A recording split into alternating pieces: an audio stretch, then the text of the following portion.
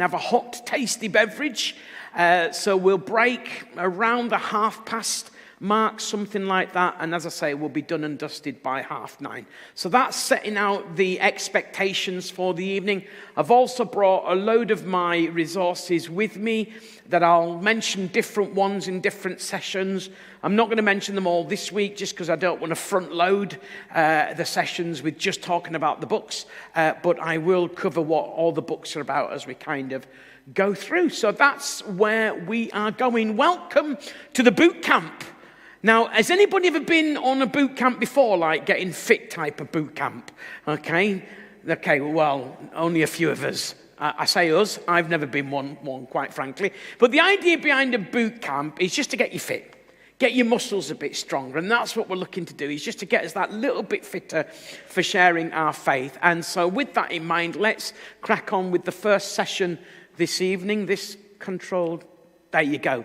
Tonight we're going to be looking at communicating the gospel. That's the first thing we're going to look at this evening. A number of years ago, I say a number of years ago, it's about 30 years ago, 25 years ago, but I don't know if you're anything like me. You say a number of years ago, then you forget you're getting older. And what was a number of years ago, a few years ago, is actually now decades past. So decades ago, I was doing quite a lot of schools work, and I was sat in a staff room in a school. Now, the only other time I'd been sat in a staff room in a school was when I was at school and I was in trouble. So this was a new experience, and it was a slightly bizarre one, I'm not going to lie to you. And as I was sat down, I'd done an assembly, and I was just about to go into a lesson. They were making me a coffee, and I was sat down, and I was waiting for the head of year to come round, who was going to take me into the lessons.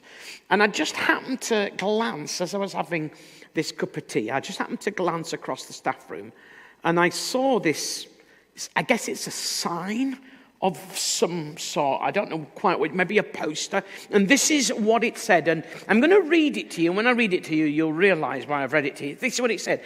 I know you think you understand what you thought I said, but I'm not sure you realize that what I heard is actually what you meant. Anybody the wiser on that one?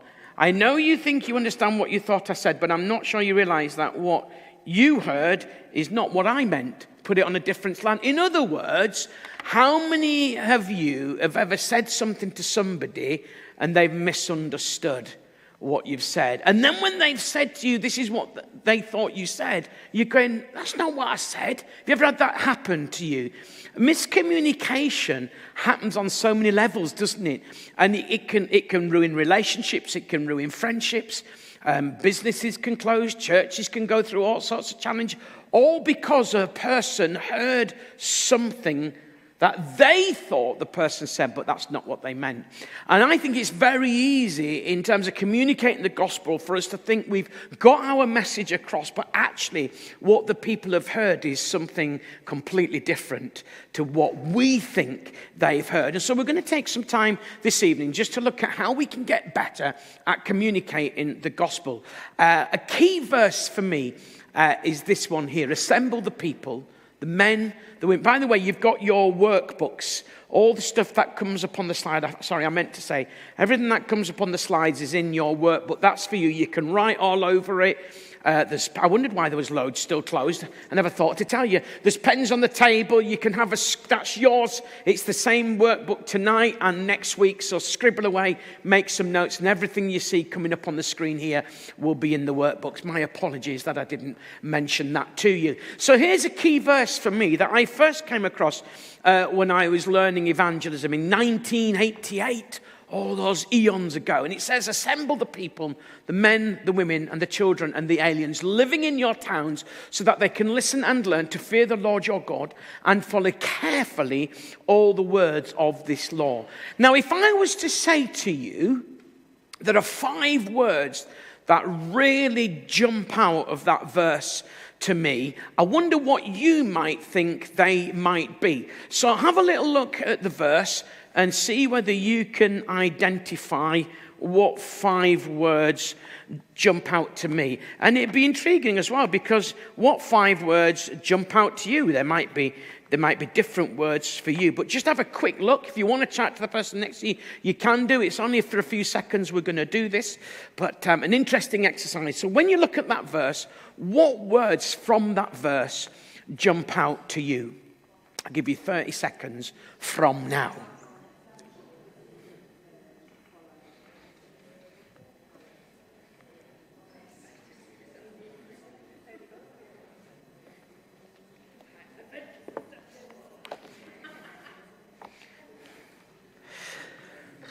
Just a few more seconds.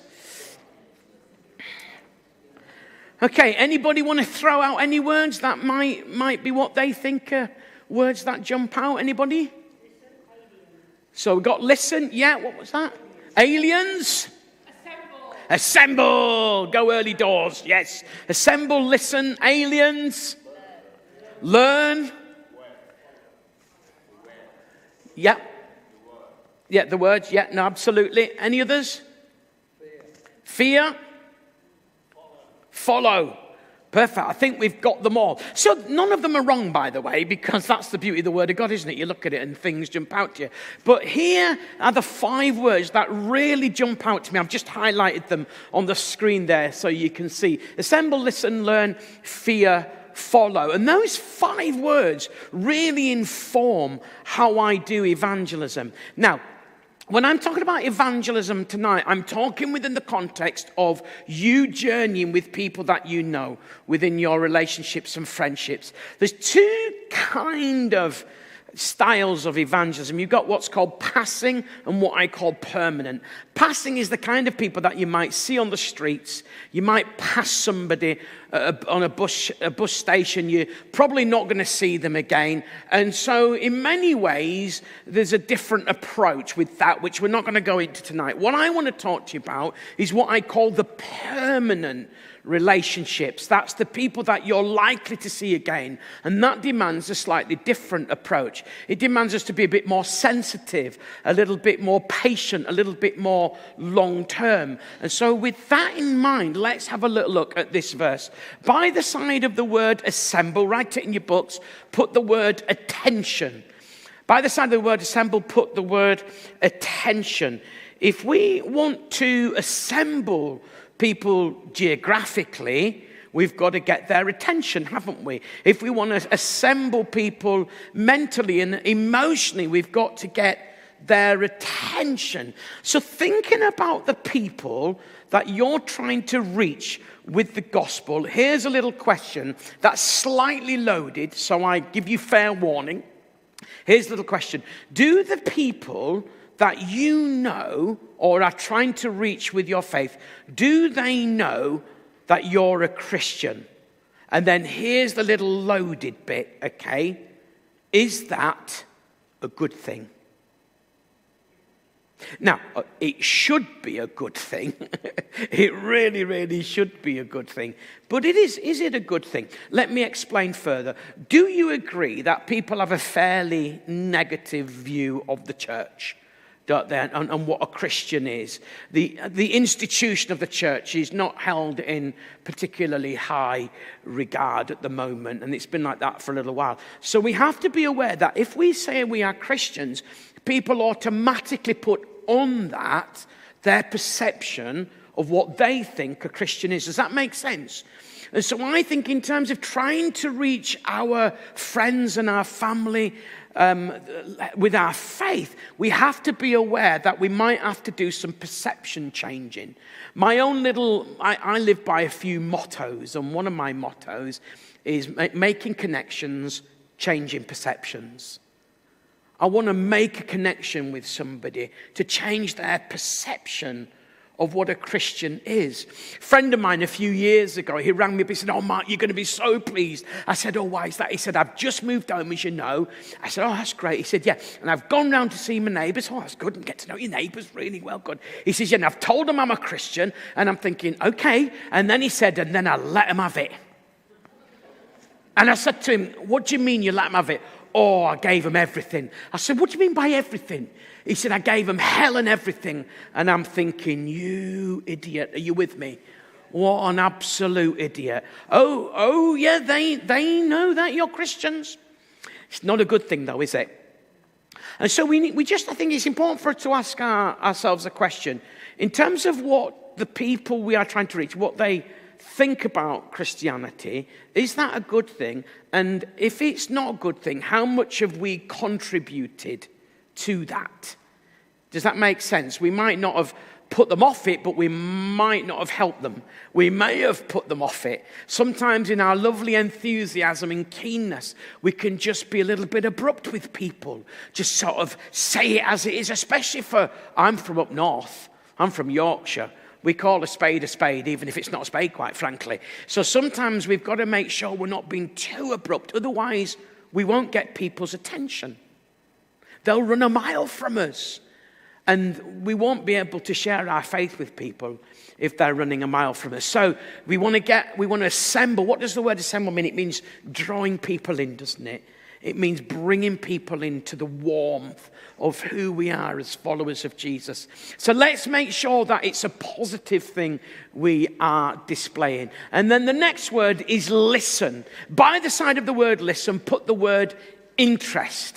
I'm going to work really hard this evening to make it as easy as possible for you to listen, because we're going to be putting a lot of information across. It's a decent night out. We're going to be covering a lot of ground. And so I'm going to do one of two things. I'm going to have a lot of energy. I'm going to try and make you smile. I'm going to watch for anybody that might be falling asleep and just look at you in a really awkward manner. Unless you're all falling asleep, then I'll just give up and go home. But I'm going to do my best to make it as easy as possible for you to be able to listen, because as a speaker, the burden is upon me to make it as clear as possible and as easy as possible.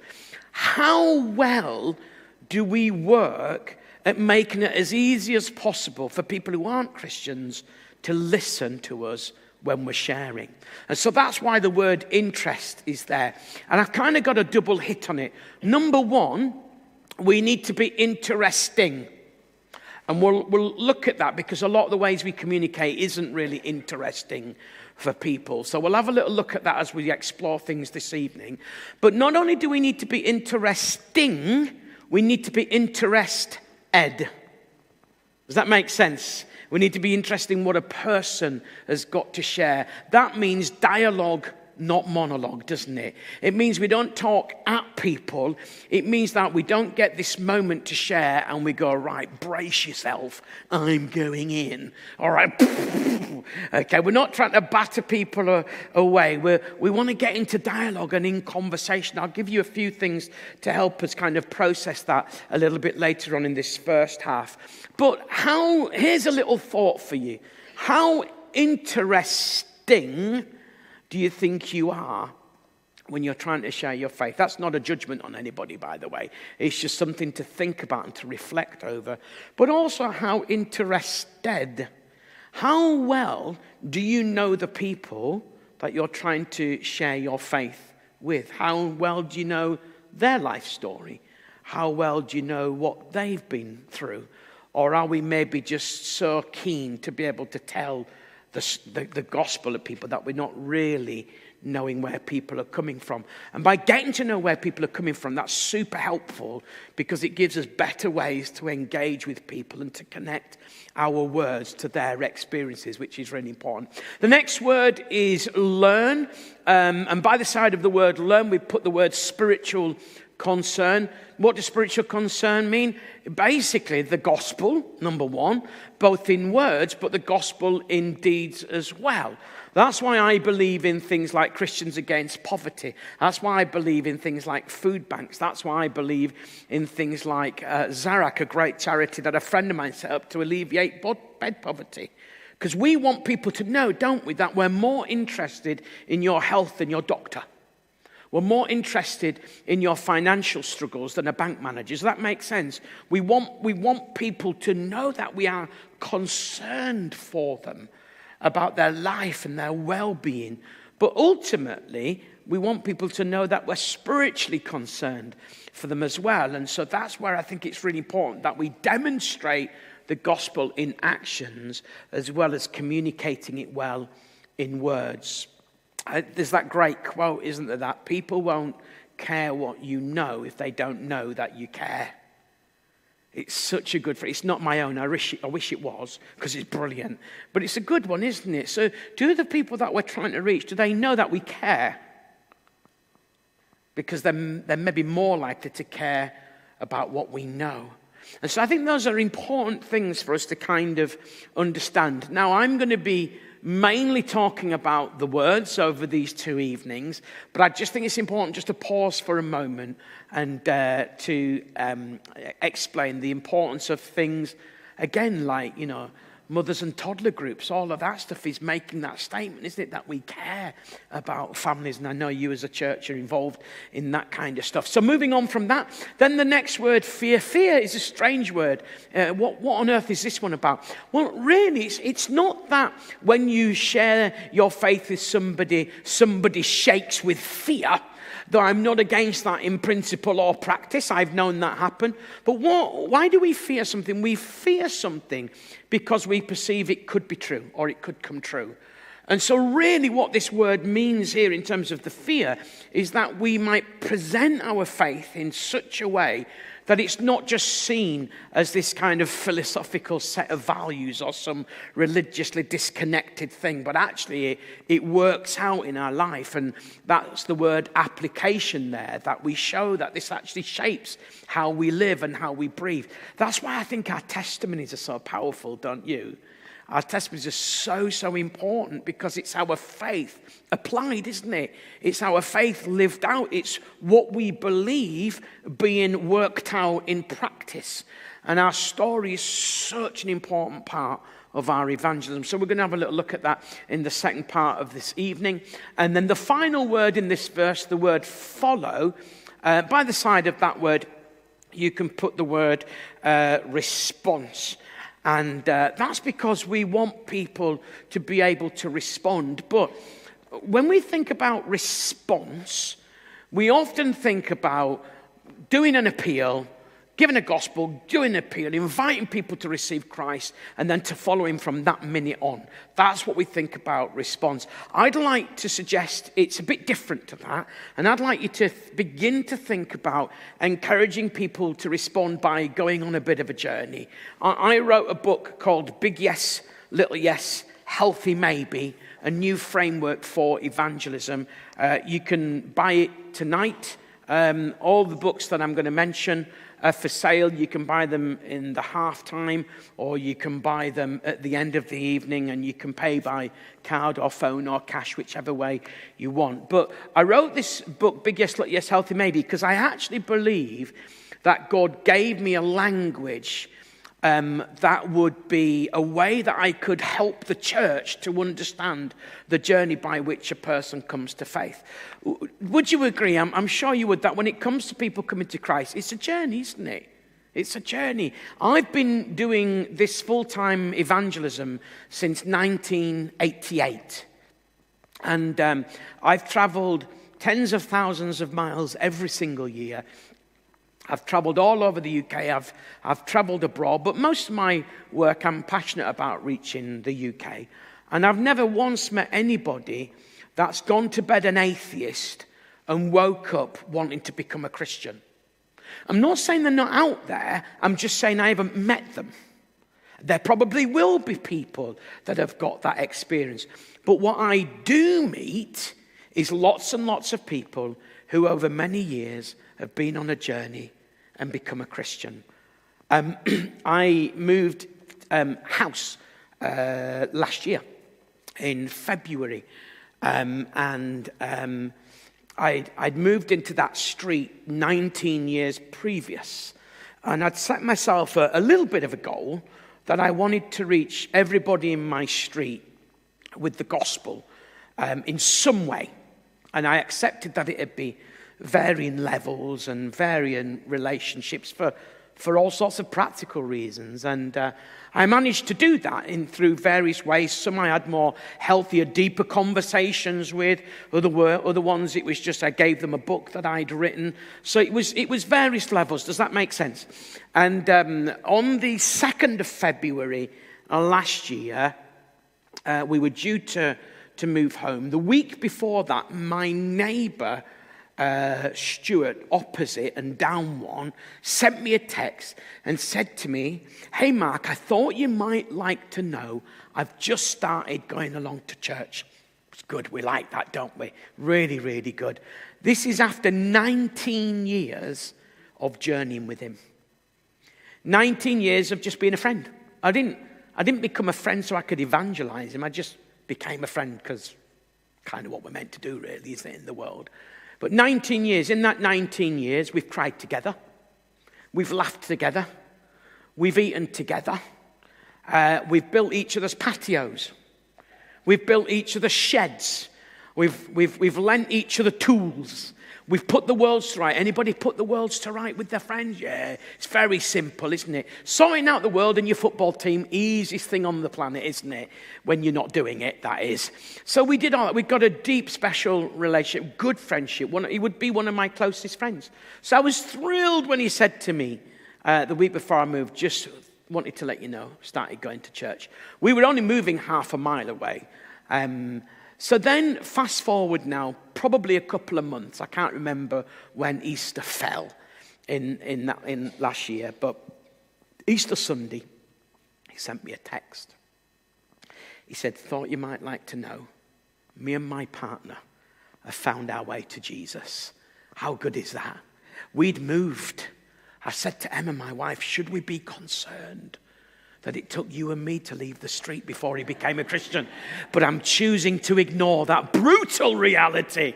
And I just had this lovely but slightly strange moment as well, where a couple of weeks after he came round to my house, and it was lovely weather, wasn't it? Last year it was gorgeous. So we were in the garden.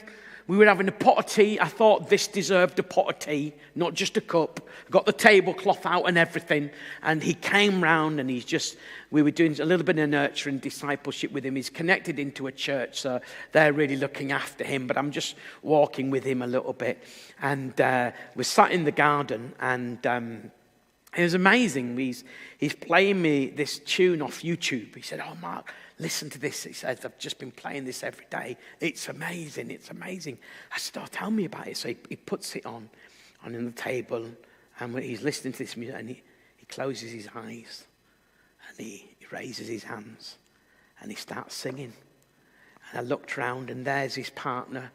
She's closing her eyes. She's got her hands raised, and she started singing. So I thought to myself, better join in, hadn't I?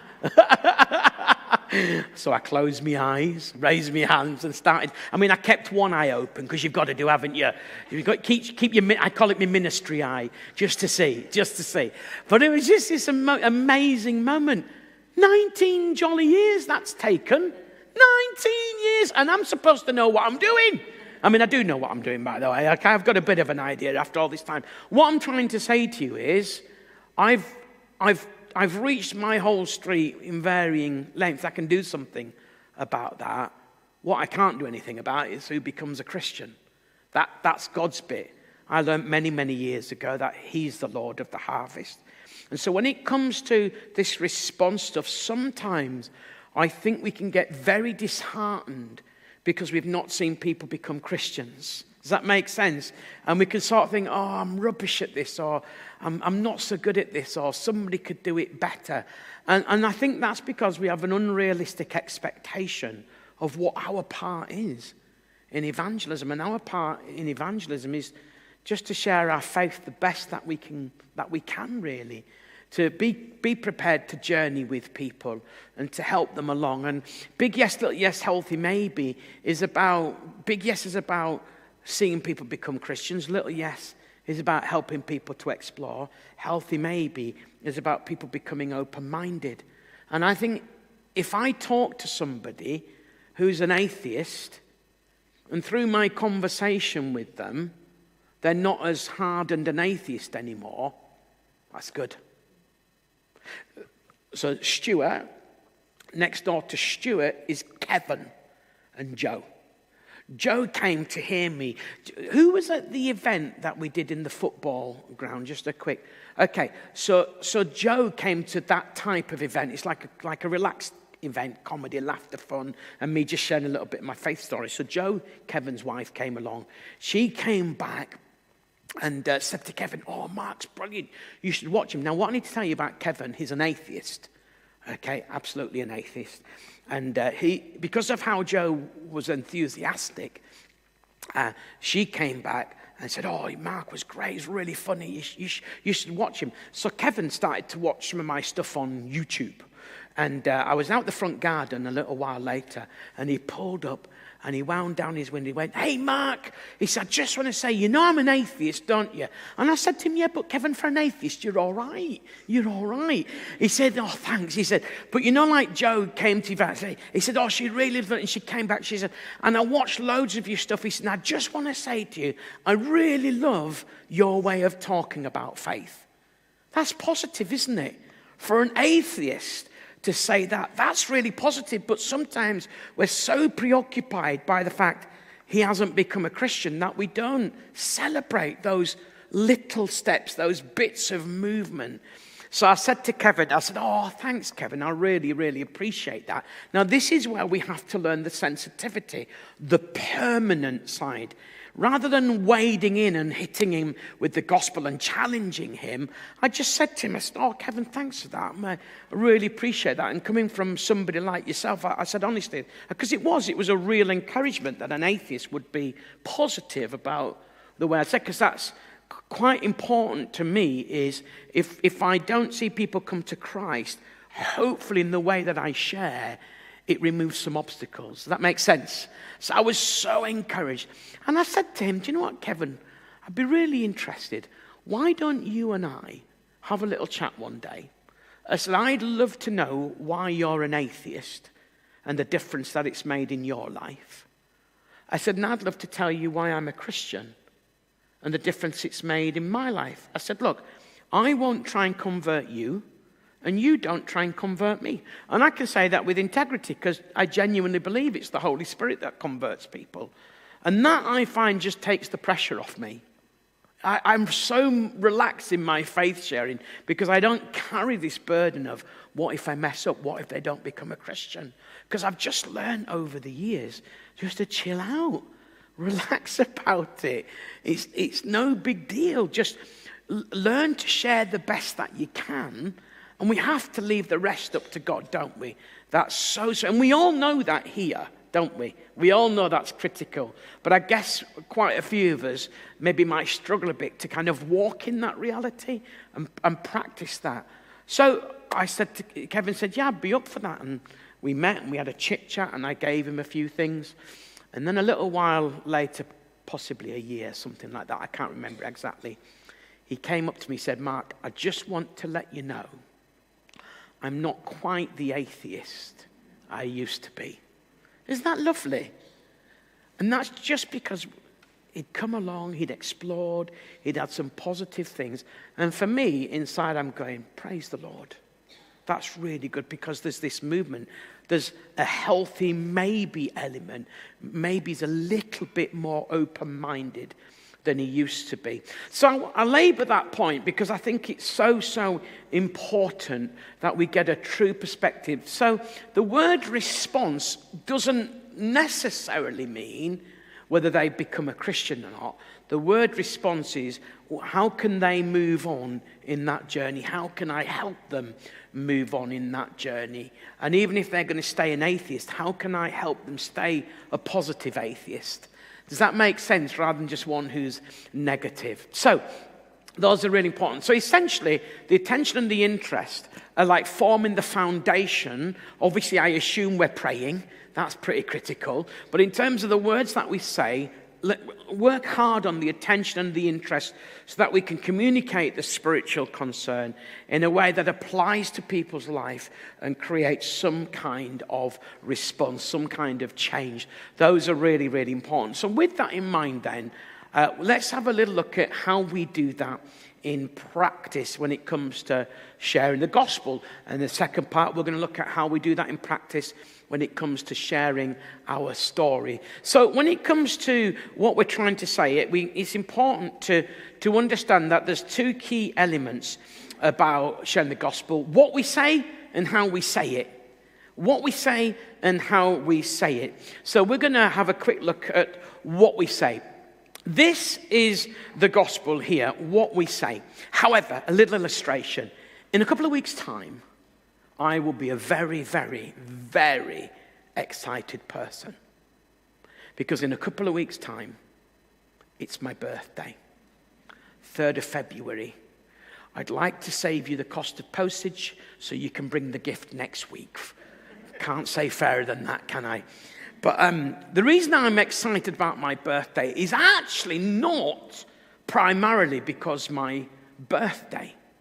What I'm really excited is because I on my birthday weekend, it's slightly different this year just because of a clash in sporting occasions. But on the weekend closest to my birthday, the Six Nations rugby tournament kicks off. It's by far and away my favourite time of the year. It's my favourite sport.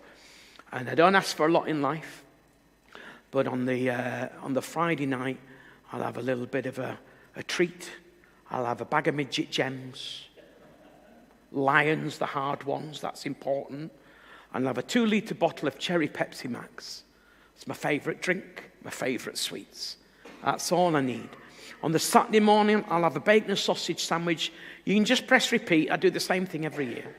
Bacon and sausage sandwich. It's got to be good bacon. It's got to be good sausage. It's got to be good bread. It's got to be HP brown sauce.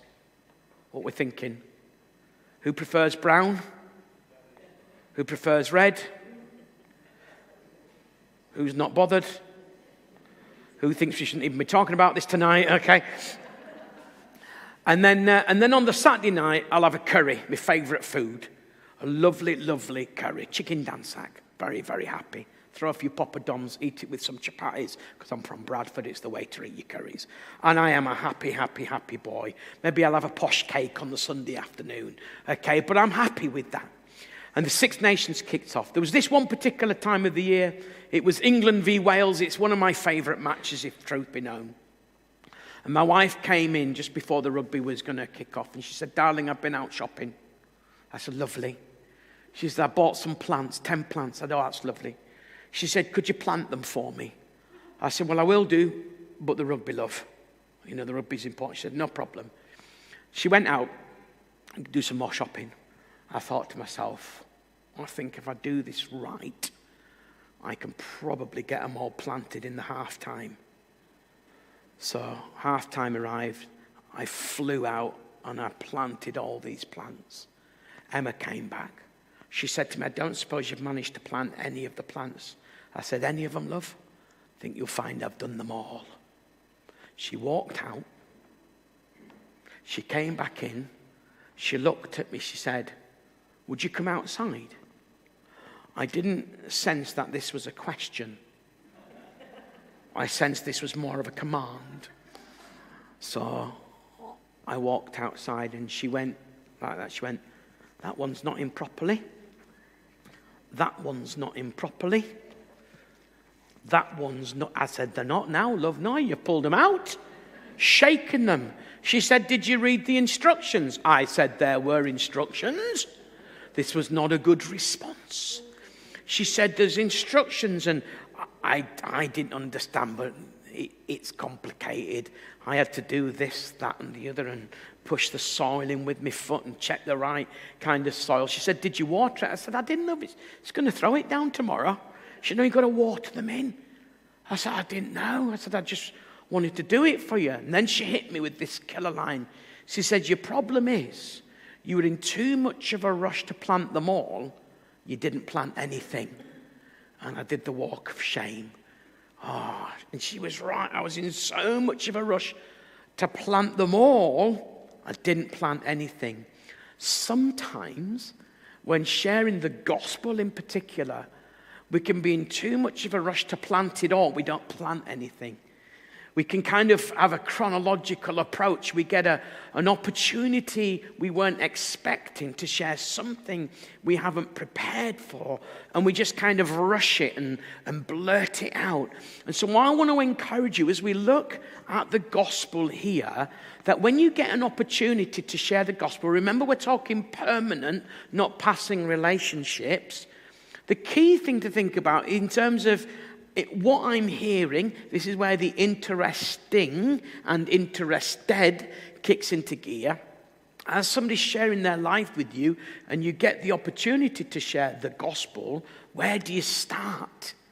You don't go right back at the beginning of time and do a chronological thing. There are times when that's the right thing to do, and we'll look at that next week. But in these kinds of moments, it's not always appropriate necessarily just to share everything, because we end up not sharing anything. Why? Because we think we've got the message across, but we haven't. We think they're hearing what we're saying, but they're not. So with that in mind, I want to take you through the gospel. We're going to fly through this very, very quickly. And I'm just going to mention one or two things. For me, these are the 5 key elements of the gospel that I find myself sharing one of these elements with different people. So, and again, it's not a chronological thing. I'll explain a little bit more about that in a second. So, God's plan. I think when we're sharing the gospel, it's good to talk about the fact that God has a plan for our lives. And his plan is that we might know him, that we might have a relationship, and that we might live our lives according to his plan for our life. So that's God's plan bit. I don't use the word sin, because sin is not a word people understand. So I talk about our problem. Our problem is that we've chosen to live life according to our plan, not God's plan. And the problem with that is that there's now a disconnect between God in heaven and people on the earth. So that's what I talk about. If you feel that you've got to use the word sin, okay, can I encourage you to explain it first, then use it? Because so often if we say the word, people are automatically putting onto that word what their understanding of it is. So it's better to explain that we have a problem, and our problem is that we've chosen to live life according to our plan and not God's plan, and this has caused a separation, a divide. So you're explaining it, and then if you feel that you've got to use it, you can say, if you spend any time in church, you might hear people saying the word sin, and that's what it is. So you've explained it already. So God's plan, our problem, our effort. Now, we often talk about our good works won't get us to God. Now, the truth is we live in a more good works-oriented world than we ever had. But people are not doing their good works because they think it's going to get them to God. And so if we say to people, good works don't get you to God, inside people are saying, well, I'm not actually doing it for that reason. More and more people are doing good stuff because they think it's the right thing to do as human beings. So what I do is I say, we put a whole load of effort into trying to make our life work, into trying to make our life make sense, into trying to make our life feel full. But life will only work, life will only make sense and feel really full when God is right in the center, when God is in our life and we're connected to him. And there's nothing that we can do in and of ourselves to make that happen. We simply have to be willing to give our lives over to God. So that's what I talk about, our effort. God's solution, I talk about the fact that actually it's Jesus. So often we only talk about the cross when we're sharing the gospel. Imagine if you met me on the day I died. How could you make a judgment about what I'm like as a person? You can't, can you? So let's make sure we talk about the life of Jesus. Introduce people to Jesus, as well as his death, because his death took the punishment for the wrong of the whole world, didn't it? But let's then make sure we don't leave him dead. Talk about the fact that he came back alive, because his life was so that we could live. He died so we could be forgiven, and he came back again so we could live. So Jesus is God's solution because Jesus is the way, not his cross. Does that make sense? And then the final one is our response. And again, that opportunity to invite people onto a bit of a journey, either to say yes to God, to explore, or to become open-minded. So those are like the 5 key elements of the gospel. So where do you start? People often say to me, how do you start a conversation with people about God? And I say, I never try to start a conversation with somebody about God. I just have conversations. Just have conversations. And what I find is in the mix, particularly with this longer-term relationship stuff, I find that conversations about God arise. And particularly at the moment, we are in a place, I've seen it with my own eyes over the last year, where there does seem to be this hunger to talk about things of faith. People are just turning up to churches like they've never done before. I've seen it. I've seen it. Like, it's not even, I think it's happening. I've seen it. And lots of people that do what I do are seeing it. It's literally, as long as I've been alive and in ministry, it's the most exciting time to be people of faith, and particularly people who are Christians. So there's a willingness to have conversations out there. But this is what I do. If I, let's say my friend's saying that they're weighed down with guilt. Just use that as an example, right? I've had these conversations with my friends. We said, I just feel guilty all the time. The point of the gospel that I'm going to start at is not, well, you should be, because you've done stuff that separated you from God. That's not the point I'm going to start at. The point I'm going to start at is, I actually think God wants to free you of guilt. God wants to set you free of guilt. And then I might unpack and explore different elements. And because I've introduced people, I want to introduce people to Jesus, I'm thinking to myself, okay, where did Jesus help people to be free of guilt? Here's a little exercise. Choose one of the Gospels and go through with it. Just read it through, but look through different lenses each time. So read it first. Choose Mark if you want to cheat, 16 chapters. It's a short one. Okay, choose Mark's Gospel and just look at how people responded to people with love. And then maybe look at how he maybe brought value and purpose and worth to people.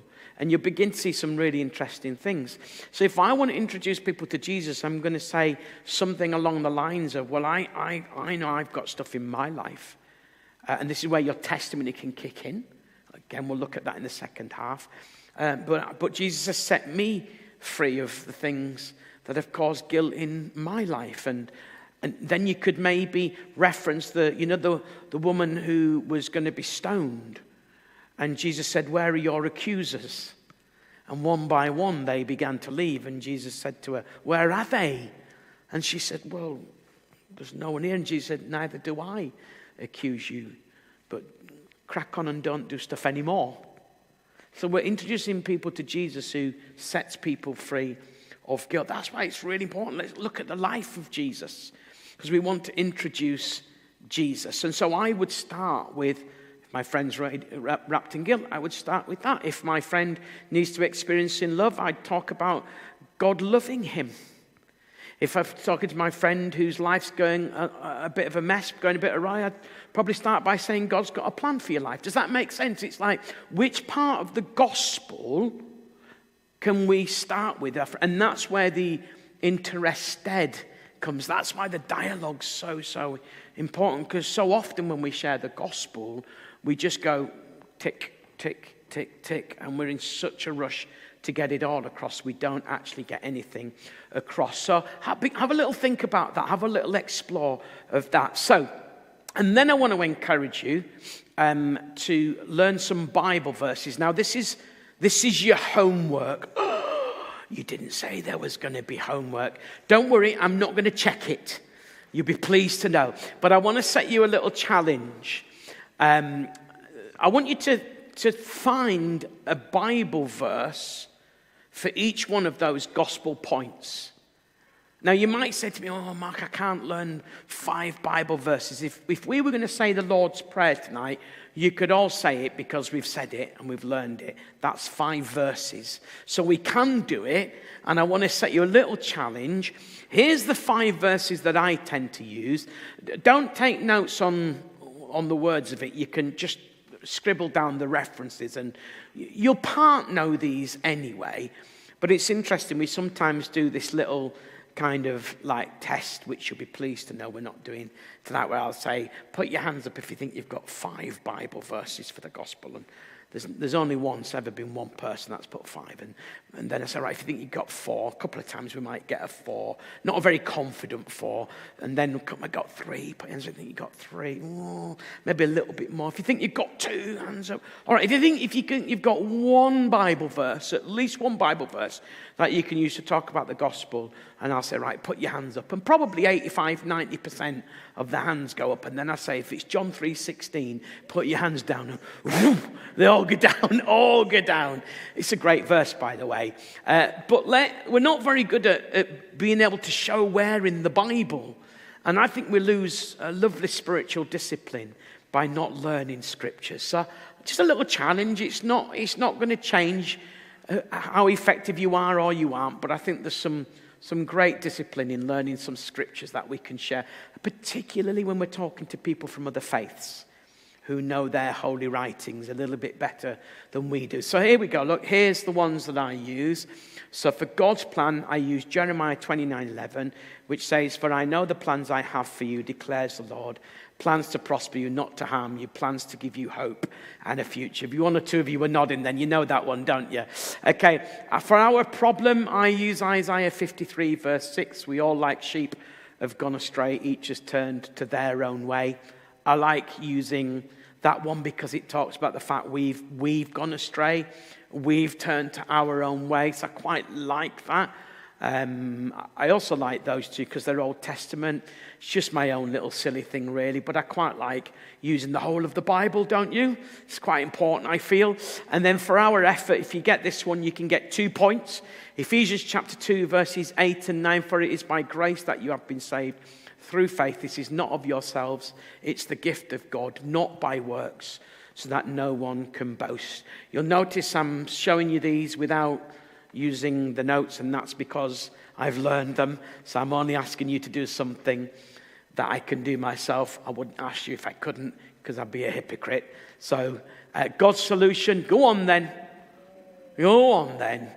I can't say fairer than that. John chapter 3, verse 16. You can use that one, but only if together you join in and say it on 3. Doesn't matter which translation, whether it's everlasting or eternal. But let's say it together. 1, 2, 3. "For God so loved the world that he gave his one and only Son, so that whoever believes in him will not perish / die, but will have everlasting / eternal life." Okay, well done. You can have it now. And then the final one, our response. I love John 1:12 because it says, "To as many as received him, to those who believed in his name, he gave the right to become children of God." I like that because it uses receiving and believing. So I quite like that.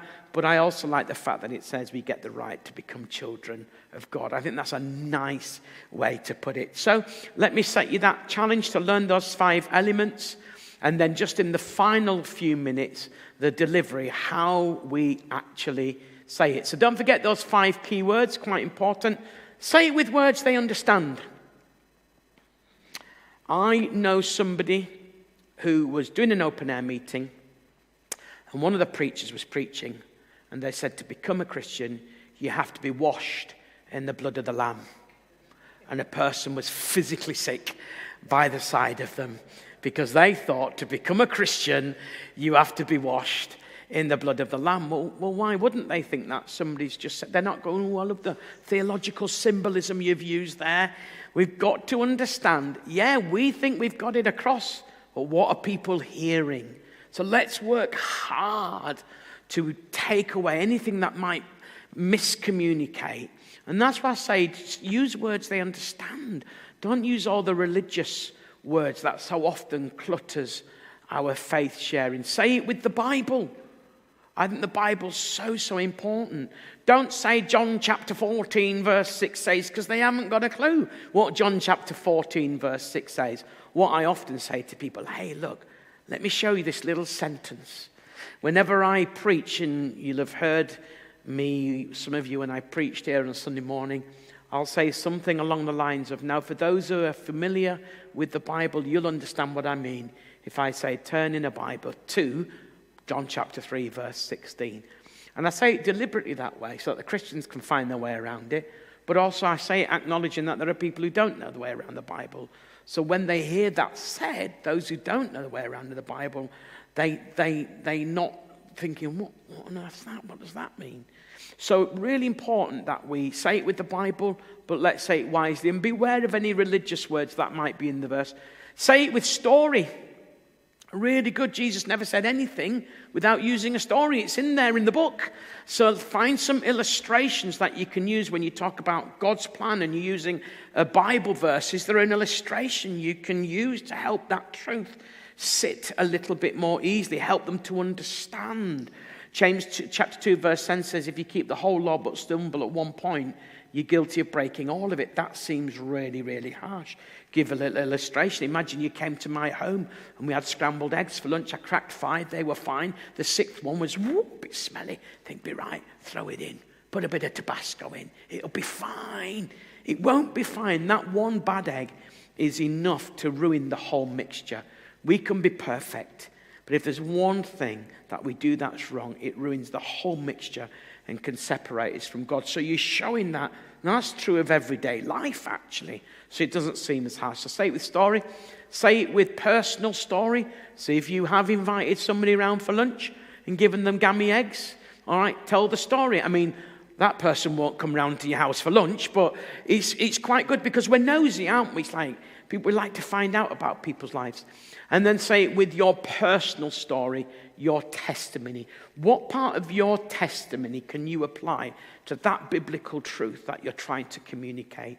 So you've got the point, you've got the scripture, you've got an illustration, you've got your own personal story and testimony wrapped in there. And it just really helps to really bed those elements of the gospel in. So in the break then, if you wanted to get any of the books, or at the end, they're available. It's now past, so we're going to break till about 15:15. Give you a chance to get a hot, tasty beverage, and then we'll come back for the second half of the evening where we'll look at telling your story. So come and get the books over there if you want to. See you soon.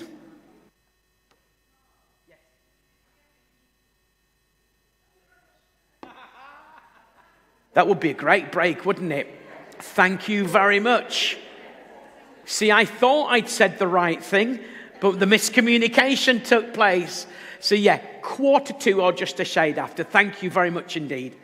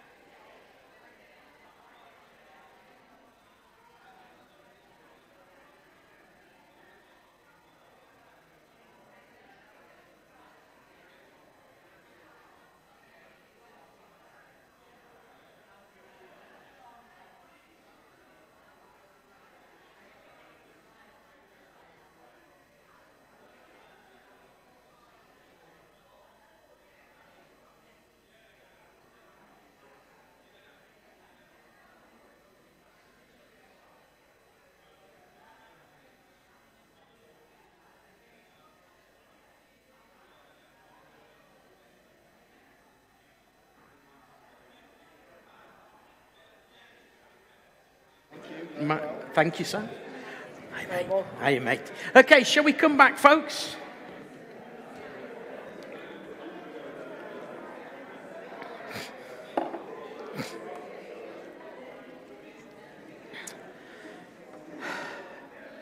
Brilliant. I know one or two of you have let me know that you have to leave early, and that's totally not a problem at all. Don't worry about that. So if any of you have to leave early, I will get slightly suspicious if you all leave in about 5 minutes. But just so you know, we've recorded these sessions previously, and so if you miss like the last bit of tonight's session, you can catch up, pardon me, on it. So if you go to markgreenwood.com, the website's on the back of your workbooks, and you go to my shop, you can get what's called bootcamp light videos, and you'll see the image, the little thumbnail image is a picture of a laptop with the sort of video of the presentation on it. If you get that, you buy it for £0. It's completely free of charge. You'll just have to put your email address in and go through the checking out process. And that's only because you'll receive a link to your email address. And then you can download tonight's session. And this is dangerous. You can download all the sessions, but don't not come next week, okay? I'll be all on my own, and I will cry. Yeah, so if you're gonna miss tonight's session, or sometimes people can't make both nights, that's absolutely not a problem at all. But you can catch up on what you didn't get, or simply refresh yourselves from tonight's session. That's completely free of charge. And then also on my website, you can find what's called bootcamp MP3s. They're just audio. But this bootcamp is a sort of a lighter version of a fuller version, obviously. And if you want to dig a bit deeper again, then you can download those. They're not videos, they're just audio talks. And again, you can listen to those and just dig a little bit deeper. So that's just for those of you that have to leave early.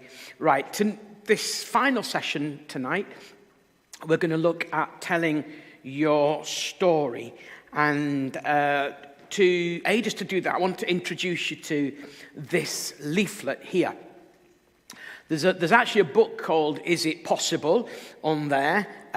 This leaflet is what that book became, and then I redid the leaflet because this is quite a good little tool just to have in your bag, in your car. You can't freely give lots and lots of books away. It works out very, very expensive. But this is a great little leaflet that you can just have in your bag. And if you get into a faith-sharing moment, then you can utilize this leaflet. So let me show you briefly how it works. It can work with your testimony really, really well. So you can buy them in packs of 10 for £4. And I've got them in all my bags. I've got a lot of bags, by the way. I've got them in my car, and I use them all the time. So imagine that circle here contains the knowledge of the whole world. I'll give a pen to somebody, and I'll say to them, just put a little dot in that circle that best represents your knowledge as a percentage of the knowledge of the whole world. And so they'll put a tiny dot in there. Most people put a tiny dot in there, and you can have a bit of a laugh around that. And then you can say to them, right, so as you can see, that little dot represents everything that you know. Everything that's outside of that dot represents everything that everybody else knows, but you don't know it. Represents everything that is real, that is factual, that is true, but you just don't know about it. Can you see that? Yes, you can.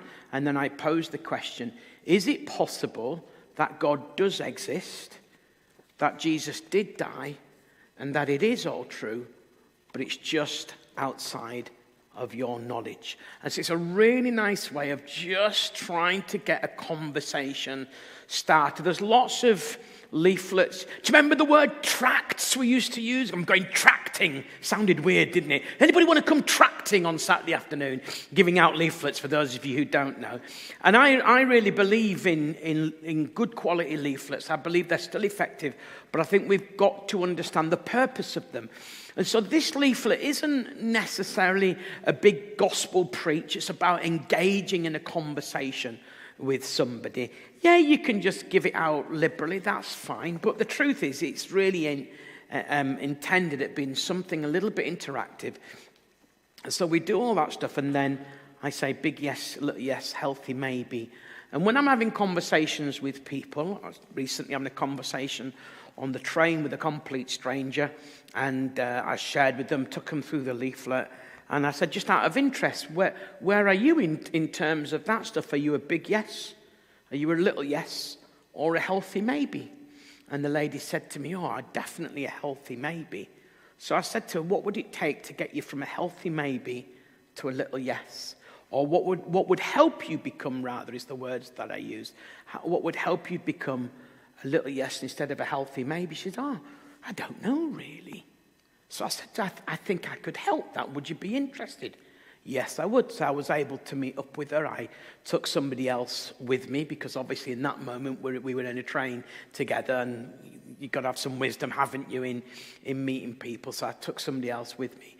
But it's just about trying to encourage this journey. I really believe the more we can get on a journey with people and encourage people and be interested in what they believe, I think we'll be more effective, certainly in the kind of relational-based evangelism. And so I just think, have something on you. They're 40p each, basically, aren't they? I think that's the sums. I got unclassified in my maths, but I think it's right, isn't it? 40 times 10 is £4, isn't it?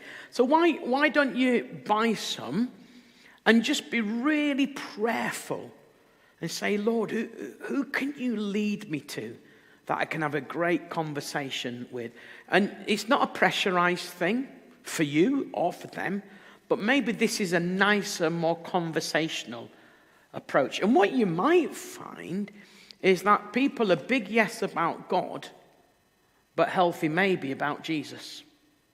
So they believe in God, but they struggle to get their head around Jesus. Sometimes I've talked to people who believe that Jesus existed, that he was real, but they can't get their head around God. And it's interesting what people can embrace and what people struggle with.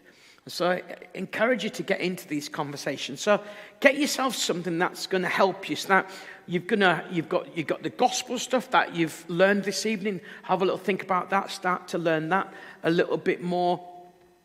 Get something like this so that you're kind of equipped. You've got a resource that you can give away to somebody. And then get yourself prepared with your testimony, telling your story. And I think you're going to have some great tools. I think the gospel with the testimony is really powerful, isn't it? It says in Revelation, doesn't it, that they overcame him, the enemy, what by? The blood of the Lamb, the gospel, and the word of their testimony. So testimonies are really powerful. And I kind of had this thought enforced even more. A few years ago, I was probably a little bit more excited than I ought to have been when I received a summons. Some of you thinking, what have you done? What have you done? Now, it was a summons to be on jury service. It's actually a summons. I was probably a little bit more excited than I ought to have been because I wanted to be a lawyer when I was a kid, but God took me down a different path. So I was a little bit giddy with excitement getting into this jury. And I ended up being voted the foreman of the jury, because I think we Christians are a little bit like that, aren't we? So they voted me in, and it was an interesting experience. But I tell you this because this is what really grabbed me in that moment. The judge, when he was swearing us into a particular case, the judge said these words, speaking of himself, I am the judge of the law. It's my job to make sure that everything that happens tonight is legal. Today is legal. He says, that's my job. Your job is to be the judge of the evidence. He said, that's it. I won't influence you in that way. That's your job. He said, now sometimes you won't have a piece of evidence that you wish you had, but you still have to decide whether the person's guilty or not guilty. And there's one particular case where the only evidence we had was the word of a witness. We didn't have any scientific evidence. We just had the word of a witness. And do you know who those witnesses were? The people involved in the thing. So it wasn't any expert witnesses. It wasn't any external witnesses. Basically, what had happened is this girl, it was alleged to have hit this girl. And we had to listen to the smacker and the smacky. I think that's the official wording. Okay, and we had no external witnesses who saw anything. We just had to listen to these two people giving evidence as the witnesses of what they saw took place. And our legal system deems that sufficient evidence to say whether the person was guilty or not. I often use this when people say to me, I want proof. Well, I'm not going to go too much into this tonight because we're going to look at tricky questions next week. I just literally had the conversation last week. Somebody said to me, unless I get proof, I won't believe. So I said to the person, what proof do you want that will make you believe? And then he said to me, I don't know. So I said, well, how will you know whether it's proof? If you don't know what proof you need, that will convince you. And he said to me, I suppose if God stood in front of me, then I'd believe. And I said to him, I'm not convinced you would. I said, how would you know it was God? He said, he'd probably tell me. So I said, so you're telling me that all it would take is for God to stand in front of you and say, hello, I'm God, and you would believe? He said, yeah. I said, I don't think you would. He said, well, you would. He's starting to argue for his own proof now. So I said to him, look, 2,000 years ago, God turned onto the earth, introduced himself. Some believed, some didn't. So it's not a given that if God stands in front of you, you're definitely going to believe. So I pointed this out to him. We had a little conversation around evidence and what evidence is. And I pointed out to him that actually a valid in a court of law is the word of a witness giving their testimony. Those are like Christian words, aren't they? But they're actually legal words as well. So I said to him, if you want proof, actually it's evidence you need, not proof, but we won't go too much into that. So if you want that, then just listen to lots and lots of people giving their witness statements of what they've experienced in their life. So the word of a witness giving their testimony is really powerful in a court of law. And so I want to say to you, your story as a witness giving testimony is actually really, really powerful in terms of presenting evidence for the case, which is whether God is true or God is real or not. There's a great scripture. We're not going to do a Bible study, but I do want to make sure in all of our sessions we've got a biblical base from which we're going to work. There's a really, really interesting thing in the Bible in John chapter 9. You'll know the passage really well. It's a man born blind meets Jesus. Jesus heals him. And people that are walking past have seen that this man has been healed. And this is what they say in verse 8. Isn't this the man that used to? Isn't this the man that used to? And it's really interesting because they were even arguing. It's a really funny passage. It proper tickles me. Because they were actually saying, well, it looks like him. But it can't be him. They couldn't even believe what they saw, let alone wanting to believe something they can't see. So isn't this the man who used to? So he wasn't the same, and those who knew him knew it. But then the interesting thing is it raised an interest. And in John chapter 9, verses 10, and then again in verse 26, you get similar questions. How were your eyes open? Who did it? What did they do? And he's responding, saying, I don't really know who this person is. I mean, he's literally just met Jesus, didn't know a great deal about him. So he can't really answer the questions. But what he does say is, look, whether he's a sinner or not, I don't really know.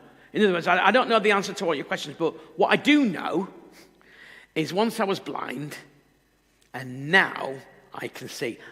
That I do know. And that's what telling our story is. We're trying to say to people, this is what I used to be like, but this is what I'm like now. This is the difference. And it's really interesting because they eventually come back to him and keep asking him the questions. And he says, do you want to become his disciples too? He hadn't quite learned sensitivity. Have you noticed that? People, when they're new to faith, they're not quite sensitive. And it goes back to what I was saying right at the beginning. Maybe he could have had a slightly different approach. But he challenges them. Why are you... And it's so funny. Like he's getting proper cross now, or vexed, as we say up north. Why are you asking me these questions? I've answered you already. Do you ever feel like that sometimes when you're sharing your faith with people? And they ask you the same stuff and you feel like saying, do you not listen? I've already answered this stuff. It can be a little bit frustrating. But do you want to become his disciples? And sadly, people began to leave.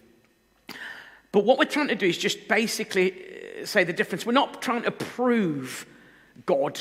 We're not trying to get an intellectual argument or a deeply theological argument. We just need to know that actually this is what Jesus has done in my life. Now, for those of you who were brought up as a Christian, I'm going to come on to that in a few moments, but I just want to whiz through these simple points. This session, there'll be quite a bit of homework for you to go away and work on. Homework just for you. Again, you're not going to show it to me or anything like that, but it's the principles I'm going to teach you tonight, you'll need to go away and do some work on. Okay, so some people, when you say, imagine I was to say to you on Sunday morning, I'd love it if you came and shared your testimony. Of course, there'd be some people who'd be up for that, and some other people would say, I don't have a testimony. I don't have a testimony. If you're here this evening and feel you don't have a testimony, will you come and see me at the end and I'll lead you to Jesus? Because if you say you haven't got a testimony, what you're saying is you're not a Christian. Because anybody who's a Christian has a testimony. Look, I know you don't have a potential Hollywood blockbuster movie. I know you weren't the head of a global crime ring at the age of 6. But the strength of our testimony is not about how bad we've been. It's about how amazing he is. That's the strength of our testimony. You have got a testimony, but you just haven't worked on it. You haven't spent some time crafting it. You're doing what I touched on earlier when I said we're getting an opportunity we didn't expect to say something we haven't prepared, and we panic talk. But I'd love it if you could go away and learn these scriptures for sharing the gospel. If you could go away and work on your testimony so that the next time you get that opportunity, you feel confident that you've got something worth sharing. You really, really, really do have a powerful testimony if you know Jesus. You genuinely don't need to have been the head of the global crime ring that I talked about. You just need to know what Jesus means to you and what Jesus has done in your life. And there's some ways that we can develop better telling of that. There's some tools and some tips, and I'm going to give you those in a few moments' time that will enable you to get a bit sharper at that, to get a bit better at telling that, so that you don't have one of those moments where you've shared something of your story with somebody and they've gone, and then you've suddenly gone, oh no, I didn't say that. Have you ever done that? Like after the moment you've gone, oh, I wish I could get them back because I didn't say that. Or probably worse still, oh no, I can't believe I said that. Anybody done that one? And you think, oh no, I've made a mess. But chill out, relax. You have got an amazing story, and so we're going to give you some tools. A few things just to be aware of, that I'm going to fly through these because they're fairly self-explanatory. However, I do want to mention them because they are things that I have observed. So a testimony is not preaching a gospel message. Try not to preach your testimony. Just tell the story of your story. Will help you to do that. It's not teaching Bible doctrine, though, of course, what we say needs to be solid and biblical. It's not the parade of the flesh. Sometimes I listen to some people telling their story, and when I listen to people telling their story, sometimes I listen and think to myself, you had a lot more fun when you weren't a Christian. It's like you tell me about all the stuff you did before and now you become a Christian and there's not a lot there. So we've got to make sure we're not imbalanced. But also it's not about just, like this is how bad I was. God's amazing because this is how bad I was. It's not about that, is it? It's about telling what our life story is. So don't sort of parade the flesh. Don't be tempted to do that. Don't think you've got to, my mother calls it pegging out all your dirty washing before people. It's not about that, but it is about being honest about what our life was like. But we don't want to glorify ourselves, do we? It's all got to point to God. So a testimony is how a person came to see their need of Christ. It's how a person put their faith in God. And then it's how a person is experiencing God now. Sometimes when we tell our story, we can be guilty of it finishing on the day we became a Christian. Does that make sense? But what about what God's doing now? The good stuff and the bad stuff. Somehow we feel that we've got to not let people know that it's challenging, that it's hard, as though it somehow invalidates our testimony. But the problem is if we only present that it's been good, we unintentionally miscommunicate, as we were saying right back at the beginning. So has anybody given their life to Christ and all their problems have gone? No? Oh, you surprise me. Not at all, not at all. So what we don't want to do is make it look like when you give your life to Jesus, everything's fine. Because it's not, is it? In fact, a friend of mine once said, if the Christian life is a bed of roses, I must be sitting on the thorns. Anybody relate to that? So I like to say to people, just tell people what life's been like since the good. Talk about the doubts you may have had about faith. Because isn't that real? You see, if we don't talk about those things and somebody becomes a Christian, what's going to happen is they're going to get tough times and go, hang on a second, didn't expect this. It mustn't be working. So we unintentionally miscommunicate our faith and what it's really all about. So let's be really honest about what I'm experiencing of God now. Really important. I think my clicker stopped working. No, we're okay. I'm just not being violent enough with it. So, some tensions to walk through before we move into a few practical things. Don't parade the old life, but do be honest about what your life was like before you're a Christian. So it's not that we're hiding stuff. Don't pretend the Christian life is easy, but do talk about the blessings. So it's not that we're suddenly going to go to the opposite extreme. I love that scripture. Bless the Lord, O my soul, and forget not all his benefits. A lot of benefits, isn't there, to being a follower of Jesus? Don't tell your whole life story. So don't start by saying, well, it all started when I was 3 months old. Because that's a long night at the office, isn't it?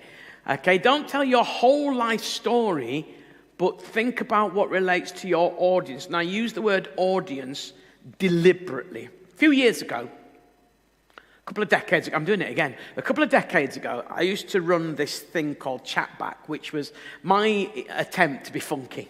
Okay, and we had this chat show, like done on a kind of Jonathan Wass style chat show. We had musicians and we had some like well-known celebrities that had become Christians on it, and we toured it round, and we had people like Cannonball and those people. But the other thing that we did was we always made sure we had a couple of local testimonies. One which was like the potential Hollywood blockbuster movie, but one which was just normal people. And I'd give them a bit of a briefing, and I'd said to this one particular person, right, remember, non-Christians here, think them as an audience, not a congregation, so make sure you're not using religious words. And he had a bit of an edge. Have you ever met any people that have got a bit of an edge? They don't exist really in the church, do they? He had a bit of an edge. And he thought I was patronizing him. Well, we got into the chat show. I'm doing the interview. And I got to the point where I'm saying, so tell us a little bit about sort of what was happening in your life when you decided that God was for you, when you wanted to give your life over to him. He said, well, Mark, I was at Spring Harvest. So I said to him, just tell us what Spring Harvest is. Oh, do you not know what Spring Harvest is? Oh, no, I know, but there'll be people here. No, everybody knows what Spring Harvest is. And I'm thinking, not even every Christian knows what Spring Harvest is, let alone everybody. But can you see what I mean? He'd got so into the Christian world that even telling his story, he was unintentionally assuming knowledge. And it goes back to that little illustration that I said at the beginning. He's thinking he's getting it across, but the person's not hearing. So try and think in terms of an audience. What's going to connect?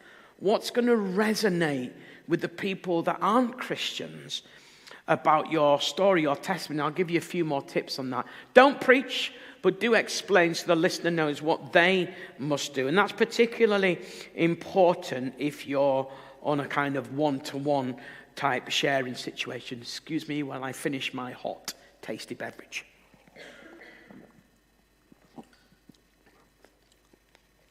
Just getting rid of the chocolate on the tash. Okay, so what I want you to do is I'm going to give you a little bit of time to just begin to think a little bit about your life. We're going to do a little exercise that's not embarrassing, it's not public, it's just a little private exercise. And I'm going to get you to think about your life before conversion, i.e. before you became a Christian. And then think a bit about your life during conversion, what was happening, and think about your life after conversion. We're going to do that in a few moments, and I'm going to give you a timed minute on each one of those. And what I'd like you to do is, again, this is not for anybody else's benefit, it's only yours. You've got plenty of space in your workbooks. There's like the first little section that mentions these is for this exercise.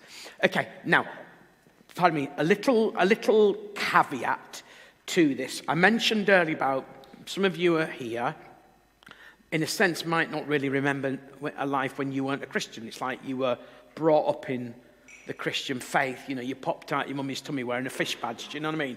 Those types of people. Well, what I'd like you to do, and this is purely for reflecting and prayerful, creative kind of journaling and whatever you want to call it. Okay, 99.9% of people leave yourself a get-out clause all the time, I find. But 99.9% of people who become a Christian when they were young make a more fully informed choice when they get a bit older. It could be that they go off to university, for example, and they think, oh, is this really my faith? And they might sort of live at large a bit in university and then give their lives to God. It might be that they slip away at 12 and come back later. It might be that nothing drastic happens, but they maybe just have an encounter with God, or they think, hang on a sec, is this what I really believe? Is this my faith, or just what I was brought up in? And they make that more fully informed decision. So when we do this exercise, think about your life before conversion. For those of you who weren't brought up in the faith, it'll be much easier for you to think about your life before conversion. But for those of you who were brought up in the faith and always you feel like you've been a Christian, you maybe gave your life when you're 3 years old at the side of the bed with your mum or dad, then maybe for you, just use that moment when you made that more fully informed decision. Yeah, I'm really going for this. Because this isn't a straitjacket, this is just a little framework to begin to get you to think a little bit more about your testimony. So, what we're going to do, in a few moments, I'm going to say go. Okay, I'm getting my little alarm clock here, my little timer. I'm setting it for a minute. Okay, now, I'm going to give you, nobody start just yet, don't cheat. I'm going to give you a minute and think about your life before conversion, and then I'll stop you. And then I'll move you on to the second one, and then on to the third one. But what I'd like you to do is just jot down some thoughts about what life was like before you became a Christian or before you made that more fully informed decision, okay? And I'm giving you a minute because if you can try and work on your testimony where you've got like a 3-minute testimony, that's quite a good place. And I know writing speed and speaking speed don't exactly go hand in hand, but it's just a rough gauge, and this isn't a big deal, so don't feel under pressure by it. It's just a moment just to jot things down. And if you can't think of anything, then just write your shopping list. And then it looks like you're doing something, doesn't it? Okay, so ready? Are you poised and ready to go in 3, 2, 1, go.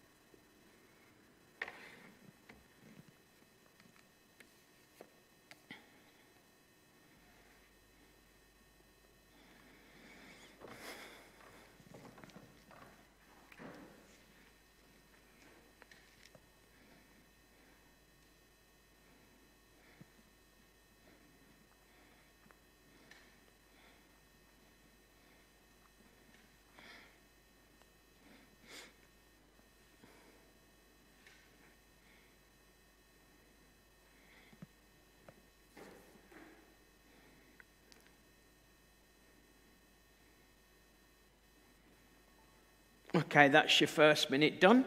So the next one, now, so don't write any more on that. Go think about your life during conversion or during that time when you were making that more fully informed decision. What was happening? What was life like? Ready to go in 3, 2, 1, go.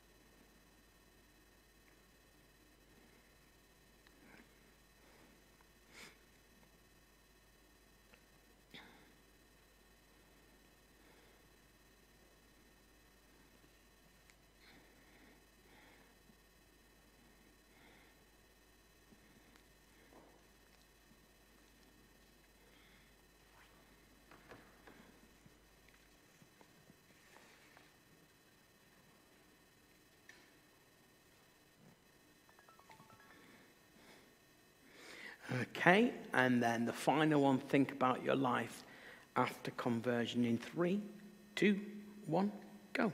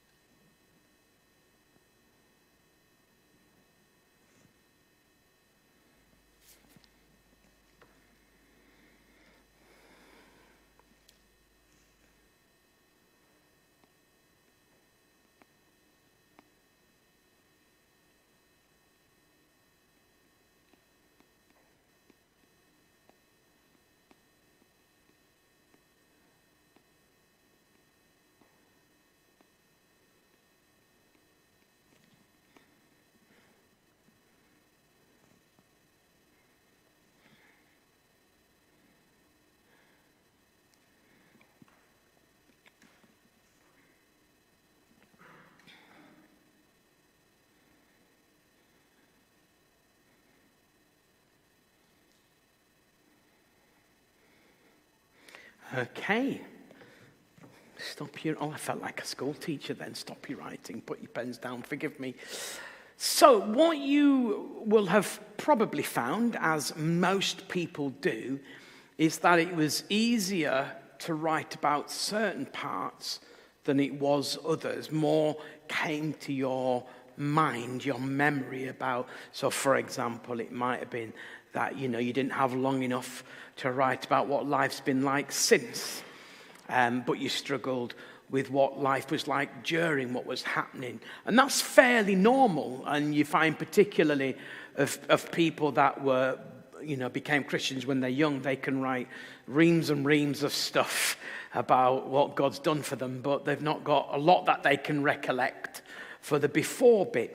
So what I'd like you to do, and this is now where this next bit is entirely down to your work, okay? What I'd love it though is if you could look at your areas and identify where you feel that you were weakest in or had less to write about, and maybe go away and just start to think a little bit more about that area. So work on that a little bit. So that's just your first phase of getting your story down. And a good aim is about 130 words per section. So 130 around before, 130 words around during, 130 words around after. Why 130? The average person speaks at about 130 words a minute. So if you're writing 130 words, you've got, roughly speaking, 3 minutes worth of testimony. And that will aid you really well. It'd be good if you could get your testimony down to like 3 minutes, because you can share that story. And when you do this work, you'll see elements of your story that will relate to the gospel message that you're sharing as well. And so, like we said, share your personal story. You'll be able to identify that. So that's your first little bit of work. And then start with the 130 words a minute, and then just begin to scale it up a bit. So don't start by writing reams and reams and reams and then trying to condense it down. Start with your 130 word, 3 minute testimony. Get that to a good place, and then think, right, how can I now embellish that? Because it might well be that you get an opportunity to say a little bit more about your testimony. It might be that you get an opportunity where you could share your story in an evangelistic service, for example.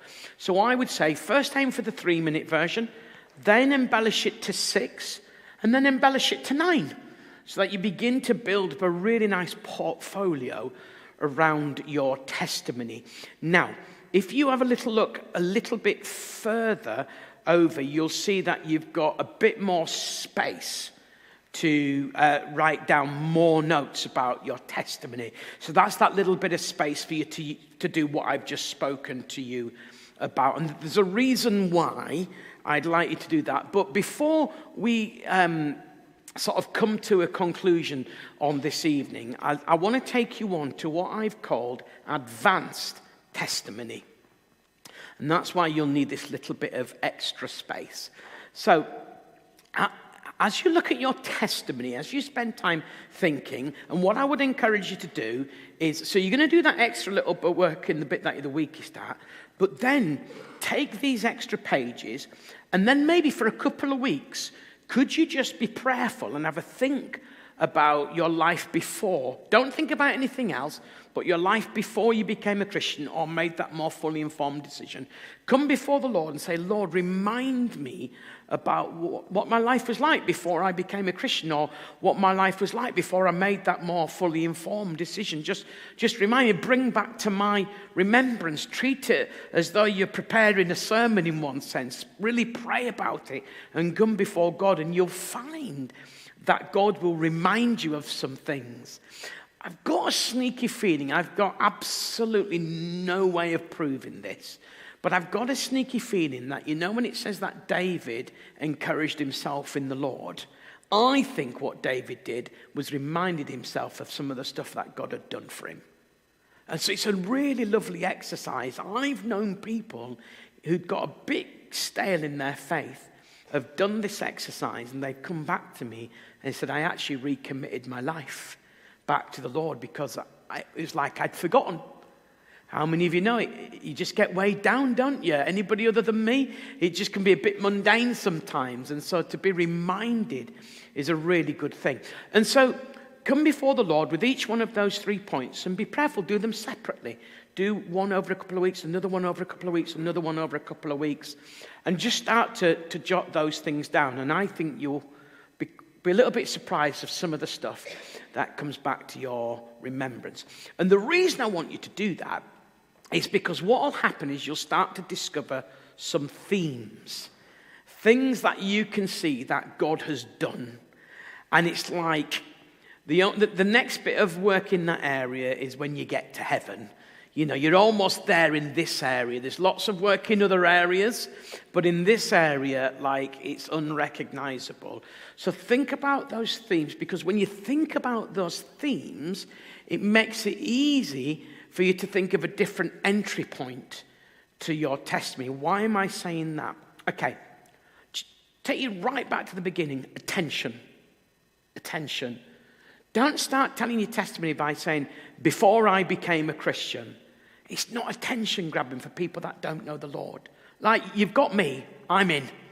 But we're thinking about how we can grab people's attention, how we can get people's interest. And so what we need to do is when we're developing our story, when we're developing our testimony, what are the things in our life that resonate with people? Because if you can think about those, then you can build an entry point to your testimony that's going to grab people. Give you an illustration. Let's say before you became a Christian, you had an issue with anger. Okay? So just imagine that's the thing. Okay, I want you to imagine I'm telling you my story and I'm standing up. So join in a little bit, okay? Make it look like you're enjoying yourselves. Okay, so just out of interest, does anybody here, just by way of show of hands, anybody here ever get angry? Give us a show of hands. Oh, quite an angry congregation, clearly. Okay, I'm just intrigued. I want to push this a little bit more. I want to find out just how angry you are. Okay, so what's the worst thing you've ever done when you're angry? Anybody punched a wall when they were angry? Oh, there's a few people chuckling. That worries me. Okay. Anybody ever kicked a wall when they were angry? Okay. All right. That's good. Okay. Anybody? What about when you've been on the road and somebody's carved you up and you chase after them? Anybody like that? A few? No. You're all very lovely Christian people here. Okay. So, what are we do? Why are we finding this funny? Just out of interest. That's not like, why do you find this funny, teacher telling you off? Why are we smiling and laughing at this? Who said it? Perfect. We identify with it.